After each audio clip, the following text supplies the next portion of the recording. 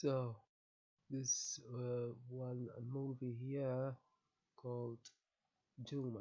I've never heard of it before. Sure enough, despite being well, as of this moment is mm, 17 years old. That is old. Yeah. Anyway, yeah, and I'm not alone. Apparently, it's a very obscure movie.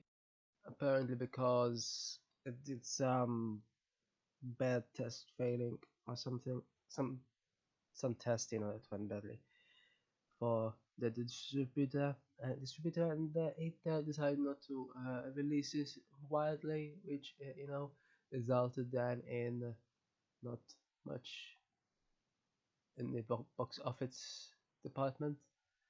So I don't get this. I don't get. I mean, how you know, yeah. I mean, yeah. Sometimes, often actually, often adverts and such do work. So I don't, I don't know if they didn't even bother with that either. But then, I mean, I don't get it. So I mean, they have these test screenings, and then they decide to make a limited or wide release based on them. But isn't it obvious that they won't make much in box office if it's not wide? It's kind of a given, I assume. So I don't get it. I mean, do they want to recuperate the cost or not? Apparently, it didn't even do that unless somehow later on DVDs and such did recuperate it, but I'm not sure there is data on that. So anyway, with regards to the movie itself, though, yeah, I mean, apparently critics liked it despite it being obscure. Critics, of course, always know about obscure movies as well as it happens, at least. Otherwise, I mean, what's the point of only uh, reviewing movies that are very popular already? But didn't seem to have done much for it, unless they reviewed it after, in which case, people would only be able to get DVDs to channel. So anyway, yeah, I think it's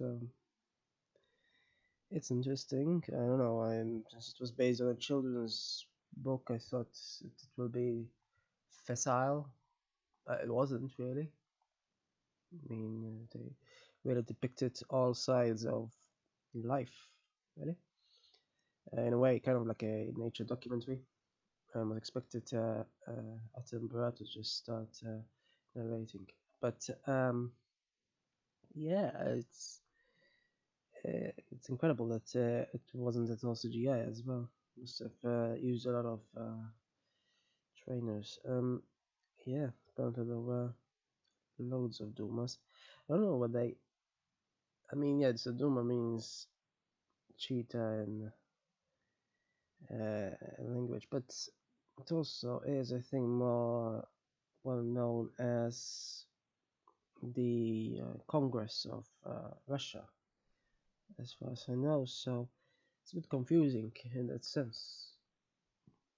Maybe that's why it's not seen very much. I don't know. People think it's about Congress, or people who do want to watch a movie about that see the poster and well, don't watch it obviously, since it's obviously not about that, unless somehow they release cheetahs, while they're debating there. I'm sure it will be equally as interesting. Anyway, yeah. So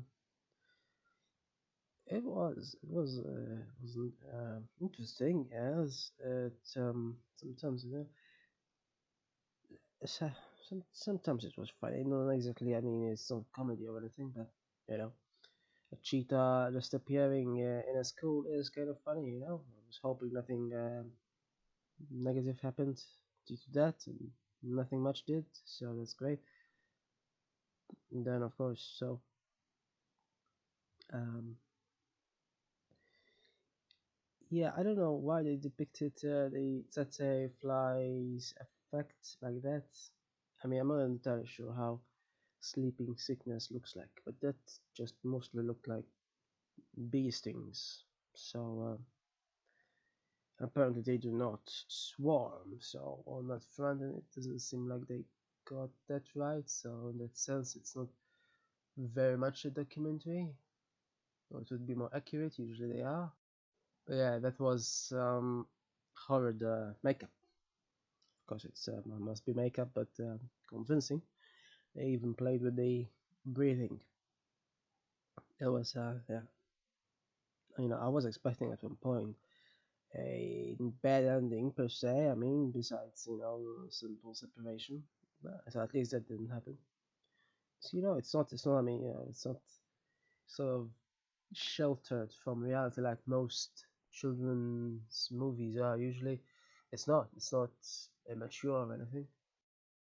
And yeah, so I mean, all those pictures and gifable moments of the cheetah, especially when it was a pup, and they still didn't get the name of the animal in the movie. Well, the wide-eyed little monkey. There, it looks like a monkey. Not, I don't think it is. I don't think it's some sort of marsupial.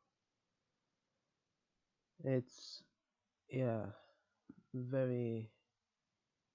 It competes with the cheetah baby clearly in terms of well, not in terms of screen time as such, obviously, but anyway, yeah.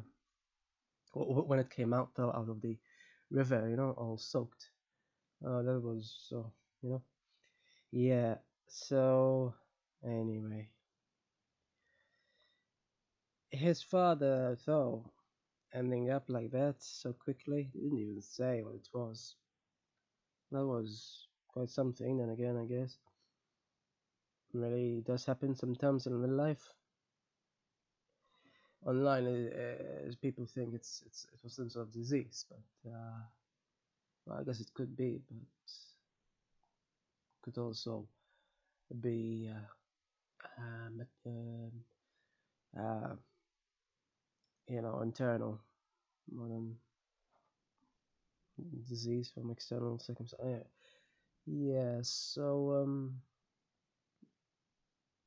despite being unknown, this was a cool movie, I suppose one could say. Everything that happened was interesting, one way or another. They helped each other and such. So yeah, but they didn't release it widely. That's the fault of the distributor. Clearly. Apparently, it's based on a book, but the book might be slightly different. Apparently, I haven't read it though, but I read online that it might be different. I'm not sure how different though, so I cannot comment on that at all. Yeah, but yeah, otherwise, I mean, the thing is, with nature documentaries, I like watching some bits.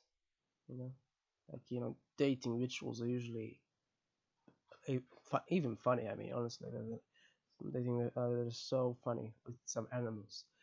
But obviously, then there's also the harsh reality of like at the end of the movie actually, when they got that I think it was a gazelle. It happens a bit more often in documentaries usually, and it's awful to look at. So I do not generally, it's a bit yeah. This movie on the other hand, yeah, it was sort of more moderated in terms of that.